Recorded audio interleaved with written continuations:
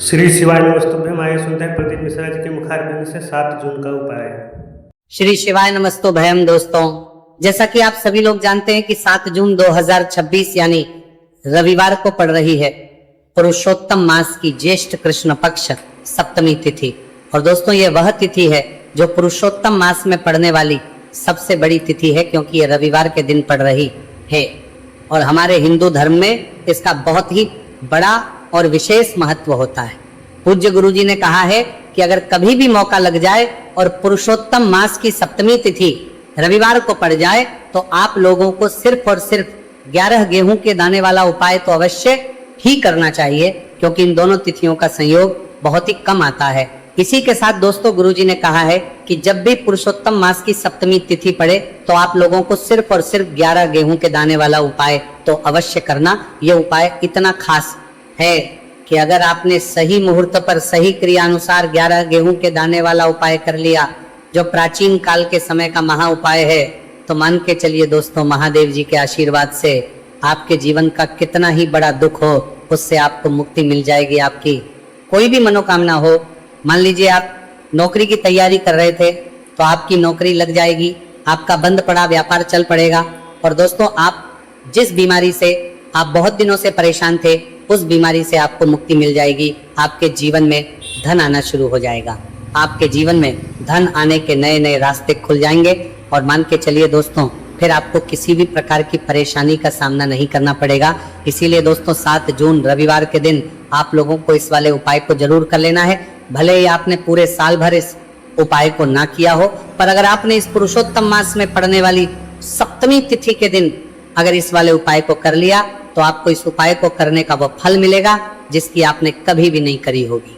इसीलिए आप लोग इस गेहूं वाले उपाय को एक बार जरूर कर आपको करने का वो नामी लेना, ताकि आप लोगों के हाथ से ये मौका ना जा सके और आपको इस उपाय को करने का फल मिल सके। दोस्तों, यह उपाय पंडित जी ने अपनी अभी की ही शिव महापुराण की कथा में बताया है, जो इस उपाय को आज हम आपको बहुत अच्छे से समझाने वाले हैं। इस वीडियो को देखने के बाद इस उपाय को समझने के लिए आपको कोई और वीडियो को देखने की जरूरत नहीं पड़ेगी। तो दोस्तों, इस उपाय को आपको कैसे करना है, कब करना है, कहां पर करना, और उपाय को करते समय आपको किन किन गलतियों को नहीं करना है और आपको किन किन बातों का ध्यान रखना है, ये सारी जानकारी हम आपको इस वीडियो में देंगे। तो चलिए भक्तों, उपायों को शुरू करते हैं। अगर आप भी चाहते हैं कि महादेव जी का आशीर्वाद आप पर सदैव बना रहे, तो वीडियो को लाइक करें, चैनल को सब्सक्राइब करें और कमेंट बॉक्स में हर हर महादेव जरूर लिखें। और अपने फायदे के लिए, गरीबी दूर करने के लिए इस वीडियो को पूरा देख कर जाना। यदि आज आपने वीडियो को बीच बीच में से देखा, काट काट कर देखा, तो जीवन में आपको कभी सफलता हासिल भी नहीं होगी। दोस्तों, ये 7 जून रविवार सप्तमी तिथि का दिन ये इतना खास होता है, इतना महत्वपूर्ण होता है। देखा गया है कभी कभी बड़े बड़े पूजा पाठ अनुष्ठान से जो मनोकामना पूर्ण नहीं होते, वह 7 जून रविवार के दिन एक छोटे से उपाय करने से ही आपकी मनोकामना पूर्ण हो जाती है। अब हम समझते हैं इस वाले उपाय को हमें करना किस समय है। इस 11 गेहूं के दाने वाले उपाय को हमें पुरुषोत्तम मास के रविवार के दिन करना किस समय है। तो देखिए, इस उपाय को करने का जो समय है वह सुबह का समय है और शाम का समय है। अब देखिए, यहाँ पर हम मुख्य रूप से सुबह का समय नहीं बोलेंगे, क्योंकि 7 जून रविवार सप्तमी तिथि का दिन है और इस दिन प्रदोष काल के समय का बहुत महत्व होता है। बाकी अगर सुबह के समय भी करेंगे तो भी अच्छा होगा, उसमें कोई भी दिक्कत वाली बात नहीं है। तो चलिए जानते हैं इस विशेष उपाय के बारे में। लेकिन उससे पहले एक प्रार्थना, अगर आप इस चैनल पर नए हैं तो आप इस वीडियो को लाइक करें, चैनल को सब्सक्राइब करें और कमेंट बॉक्स में आप अपनी राशि या अपना नाम जरूर डाल दें, क्योंकि हम राशि से भाग्य भी बताते हैं और भाग्य में चल रही परेशानियों को दूर करने के लिए वो आसान से आसान उपाय भी बताते हैं। तो चलिए अब हम अपने सबसे पहले उपाय की बात कर लेते हैं। देखो, गुरुजी ने कहा है कि अगर रविवार के दिन सप्तमी तिथि पड़ जाए तो इस दिन आपको 11 गेहूं के दाने वाला उपाय तो अवश्य ही करना चाहिए। देखो, ये उपाय यदि आपके जीवन में कर्जा बहुत अधिक है, आपके जीवन में संकट बहुत अधिक रहते हैं, आपके ऊपर बहुत अधिक विपदा आ रही है, बार बार आपको अपने व्यापार में और अपने धन में हानि देखने को मिल रही है कि आपको प्रत्येक कार्य में हानि हो रही है, तो आपको यह उपाय करना चाहिए। देखिए, इस उपाय के लिए आपको 11 गेहूं के दाने आपको लेने हैं। ठीक है। 11 दाने लेने के बाद में आपको जरूरत होगी चावल के दानों की। 11 चावल के दाने और 11 गेहूं के दाने और चावल के दाने खंडित नहीं होने चाहिए। अब आप कहोगे पंडित जी गेहूं कहाँ से लेने हैं? देखो आपको किसी भी किराना स्टोर पर गेहूं के दाने आपको आसानी से मिल जाएंगे, जाकर ले लेना, ठीक है ना। 11 गेहूं 11 चावल के दाने लेने हैं। साथ ही साथ आपको एक तांबे का लोटा है और उस तांबे के लोटे में आपको जल भरना है। जल आपका खुद के घर का होना चाहिए, मंदिर का नहीं होगा। अब आप ये सब सामग्री लेकर पहुंच जाओगे महादेव के शिवलिंग के पास में शाम के टाइम पे प्रदोष काल में। देखो जब आप ये उपाय कर रहे हो तो अपना फेस रखना उत्तर दिशा, नॉर्थ डायरेक्शन की तरफ। अब यहाँ पर जो मैं आपको क्रम बताने जा रहा हूं ना, उस मेरे क्रम को बहुत ध्यान से सुनिए। महादेव को अगर कोई सबसे प्रिय है ना, तो उनकी सबसे छोटी पुत्री जिनका नाम है माता अशोक सुंदरी, जो आपके पास में चावल 11 दाने हैं ना, उन चावल के 11 दानों को माता अशोक सुंदरी के स्थान पर आपको अपना नाम और गोत्र बोलते हुए समर्पित कर देने हैं, है ना। और चावल के दानों को रखने के बाद में जो आपके पास में तांबे का लोटा है ना, उस तांबे के लोटे को कहीं पे भी हम जल नहीं चढ़ेंगे। सिर्फ और सिर्फ माता पार्वती का जो हस्तकमल आपको दिख रहा है, यहीं पे गोल गोल आपको समर्पित करना है, उसी जल को, और कहीं नहीं। ना तो माता अशोक सुंदरी के स्थान पर, ना तो शिवलिंग के ऊपर, सिर्फ आपको यहाँ पे गोल गोल जलाधारी पर आपको उस जल को समर्पित करना है। अब आपके पास में बचे हुए हैं 11 गेहूं के दाने, और बचे हैं उन्हीं 11 गेहूं के दाने को आपको अपनी मनोकामना, अपने विशेष कहते हुए महादेव के शिवलिंग के ऊपर अगर आप सप्तमी तिथि के दिन प्रदोष काल में समर्पित कर देते हैं, तो आपकी जो भी मनोकामनाएं होंगी, जो भी विश होंगी, महादेव पूरी जरूर करते हैं। अन्न को समर्पण करने से, उस खासकर गेहूं को समर्पण करने से हमारी इच्छाएं पूरी होती हैं। और अगर वह दिन रविवार सप्तमी तिथि का दिन हो, तब तो इससे सुंदर संयोग कुछ भी नहीं हो सकता। आपकी इच्छाओं को पूरा करने के लिए स्पेशल बहुत प्यारा सा उपाय आप सभी को जरूर करना है। ध्यान में रखिएगा, ये उपाय प्रदोष काल में करना है। देखो गुरु जी ने कहा है भगवान शिव के शिवलिंग पर 33 कोटि देवी देवताओं का वास होता है।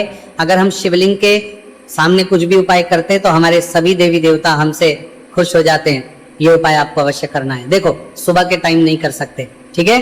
अब बात करते हैं अगले उपाय की। देखो इस उपाय के लिए आपको लेना है एक गोल बाती का दीपक। आप चाहे तो मिट्टी का ले सकते हैं, या फिर घर से शुद्ध आटा मढ़कर उसका दीपक आप तैयार कर सकते हैं। इसके बाद आपको लेना है शुद्ध गाय का घी। अगर वो नहीं है तो कोई भी देसी घी इस्तेमाल कर सकते हैं, जिससे आपको दीपक प्रज्वलित करना है।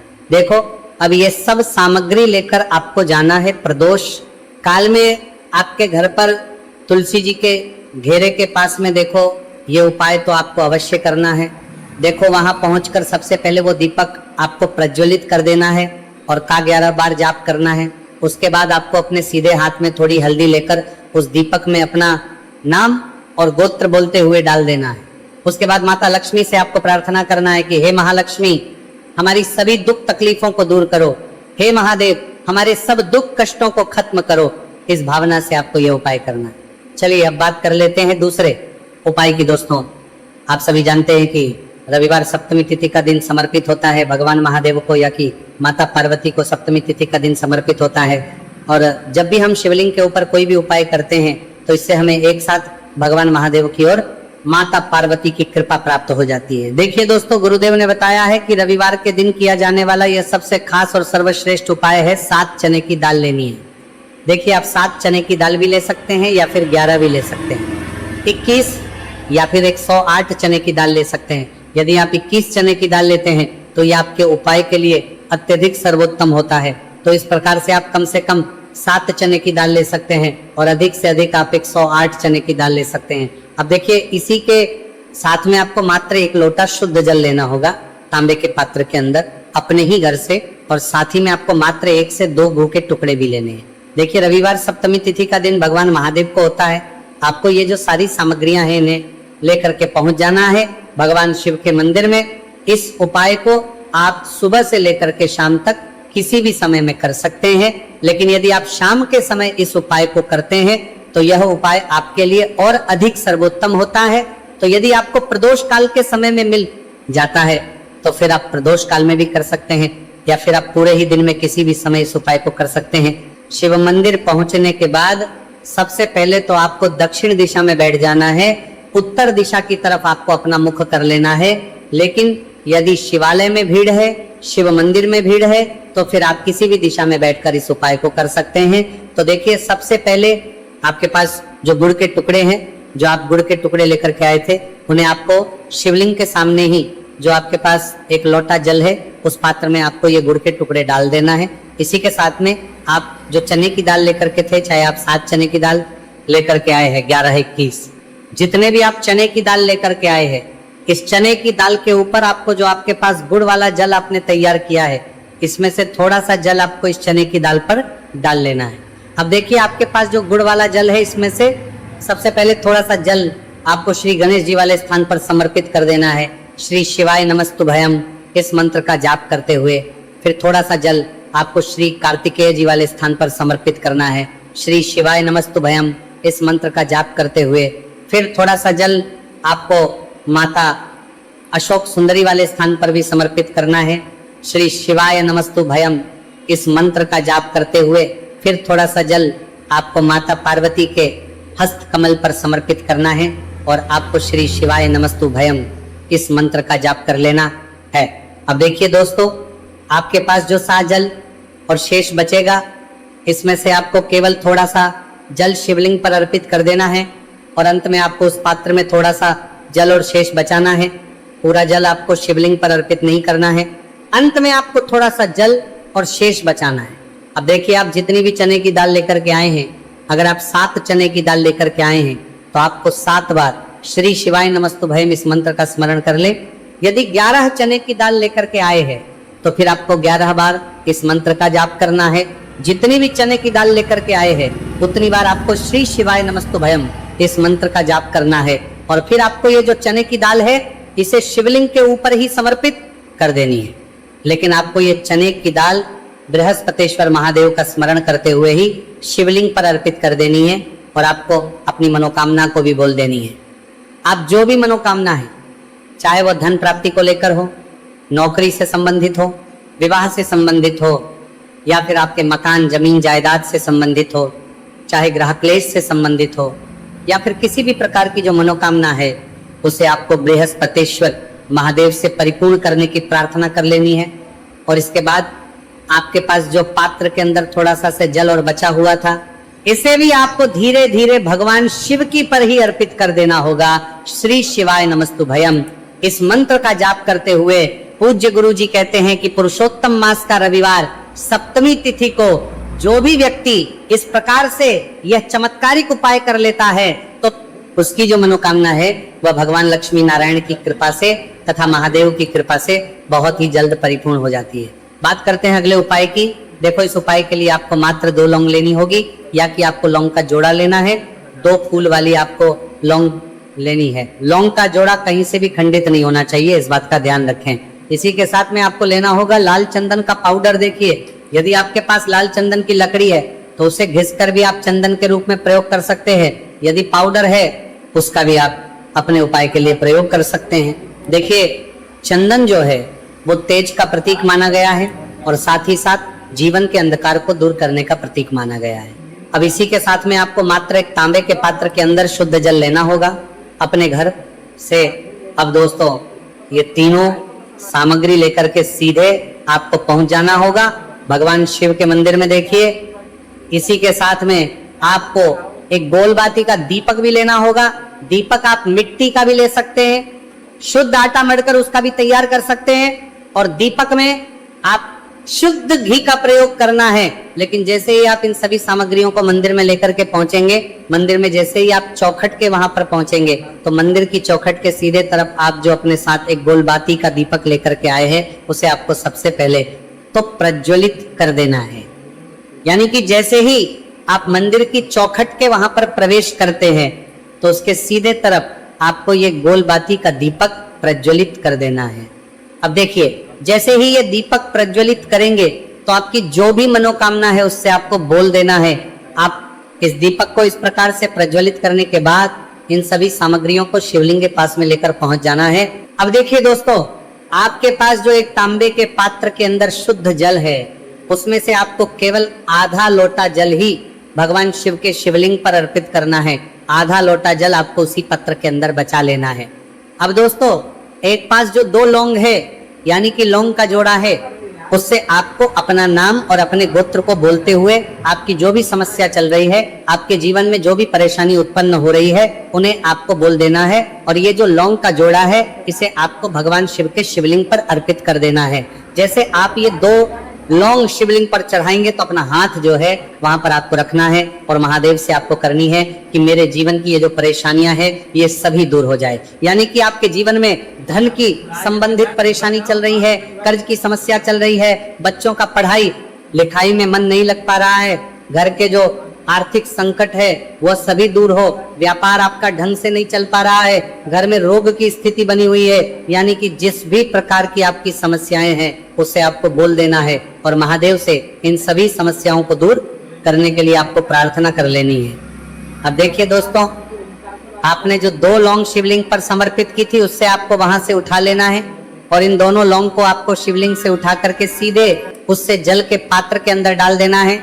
यानी कि अपने आधा लोटा जल और बचाया हुआ था उसी के अंदर आपको ये 2 लौंग डाल देनी है और साथ में आप जो लाल चंदन ले आए थे उस लाल चंदन को भी आपको उसी पात्र के अंदर डाल देना है।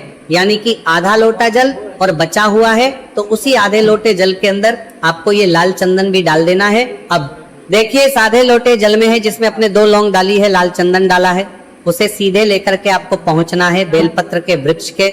वहां पर देखिए बेलपत्र का वृक्ष यदि आपके घर पर है तो वहां पर आपको आ जाना है, आपके घर के पास कहीं भी है तो वहां पर आपको पहुंच जाना है और उसके बाद आपका जो मुख है वह दिशा की ओर होना चाहिए और उसके बाद आपको अपना नाम और अपनी गोत्र को बोलना है और पुनः अपने जो भी परेशानियां शिवलिंग के पास में बोली थी उन्हें आपको वापस से बेलपत्र के वहां पर भी बोल देनी है। और ये जो आधा लोटा जल और है इससे आपको पूरा बेलपत्र के वृक्ष की जड़ में श्री शिवाय नमस्तु भयम इस मंत्र का जाप करते हुए समर्पित कर देना है। तो बस इतना सा उपाय आपको करना है। जो भी आपकी परेशानी है, समस्या है, उससे महादेव निश्चित ही दूर करेंगे।